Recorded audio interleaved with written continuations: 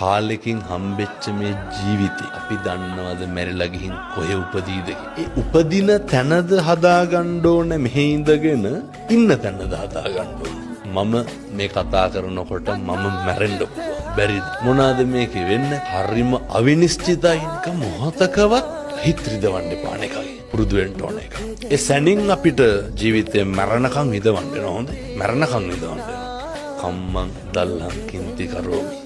කර්මය දැඩි වුණහම මොකක් කරන්නද? අහලා තියෙනවද අර නයි කාලා බේරෙනවා. දල කඩි කාලා මැරෙනවනේ. බුදුහාමුදුරුවෝ අහනවා කර්මය දැඩි වුණහම මොකක් කරන්නද? කතඤ්ඤෝ කතවේදී පුද්ගලෝ දුර්ලභෝ ලෝකස්මි. මේ ලෝකේ කෙලෙහි ගුණ දන්න මිනිස්සු හට දුර්ලභයි. ඒක නම් ඇත්ත හොඳයි. අවශ්‍යතාවයේ සම්පූර්ණ වුණාට පස්සේ ආය මිනිස්සු අපි තියාගන්නේ නැහැ.